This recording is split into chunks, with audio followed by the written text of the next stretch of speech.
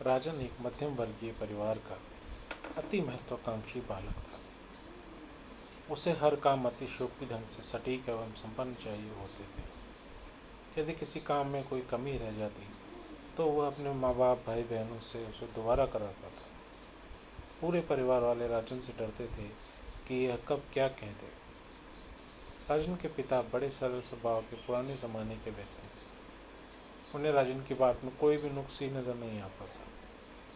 उम्र में तीसरे नंबर पर होते हुए भी राजन को उसके पिता सर आंखों पर बिठा कर रखते थे। कारण था सब राजन का भाई बहनों में होशियार एवं विद्वान होना। अपने उम्र के बच्चों को तो वो बिना सोचे हुए ही हर किसी भी काम के लिए ठग लेता था। अब उस बात को सालों बीत गए जब राजन छोटा बालक था, किंतु अब वह अर्धवयस्क हो चुका है और पोस्ट ग्रेजुएट की पढ़ाई कर रहा है। कुछ ही साल में उसकी पीजी भी पूरा हो गया।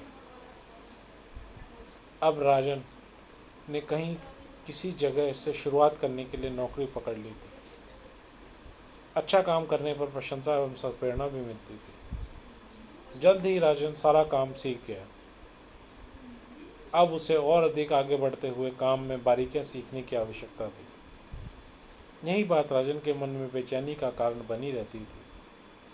तो राजन ने तय किया कि बाहर शहर जाकर काम करेगा।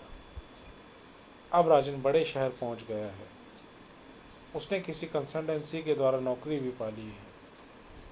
अब वह एक किराए के फ्लैट में रहता है। सब कुछ बढ़िया चल रहा है एवं राजन अपने काम से खुश है। बस एक समस्या है कि कंपनी प्राइवेट है जिसमें छुट्टियां नहीं होती हैं और खून चूस चूस कर काम निकलवाया जाता है। राजन का बड़े शहर में मन लग गया है और उसकी कंपनी के लोग उसके काम से अत्यंत खुश एवं प्रसन्न रहते हैं। कुछ दिनों पहले राजन की माताजी का राजन के पास कॉल आने लगा था कि पिताजी की तबीयत खराब रहने लगी है। राजन ने मजाक उड़ा दिया कि सब बुढ़ापे के लक्षण है, दवाई खिलाओ ठीक हो जाएंगे। हालांकि राजन अपने परिवार के प्रत्येक सदस्य का प्रेम करता था। सबकी राय को साथ में लिए बिना उसकी उम्मीद का एक पत्ता तक नहीं हिलता था। किंतु इस बार माताजी कुछ ज़्यादा ही परेशान नजर आई।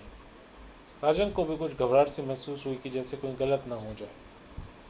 राजन का भी मन काम में कम लग रहा था।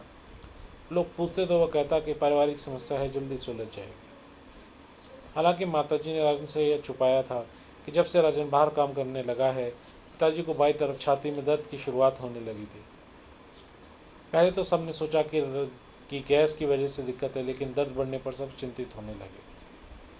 अब क्या कर सकते थे। राजन को लंबी छुट्टी मिलने से रही और उसका काम भी जम गया था।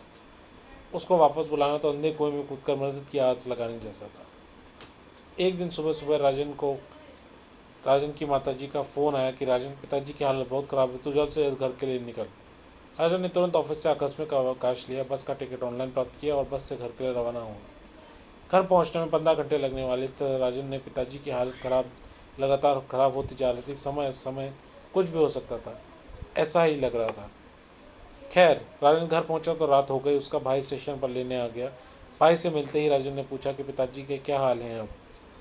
माताजी द्वारा पहले ही समझाए जाने पर भाई ने कहा, हालत ठीक ठाक है, अभी पिताजी को अस्पताल ले गए हैं। तुम थक गए होगे इसलिए घर चलो भाई, अब रात हो गई है। रात हो गई। सब अलग अलग कमरे में सो गए। फिर भी राजन को लगा कि कुछ गड़बड़ है। जैसे ही सुबह हुई राजन उठ खड़ा हुआ। माताजी भी जग चुकी थी। आज राजन को कोई काला साया सा घर पर छाया हुआ नजर आया। माताजी के हाव भाव देखकर उसने माताजी से झेपते हुए पूछा, पिताजी अब कैसे हैं। माताजी ने जो आंसू छुपा कर रखे हुए थे वे सब एक साथ बह गए और वो भरे गले से बोली, बेटा राजन, पिताजी अब नहीं रहे। उनका कल शाम ही देहांत हो गया था।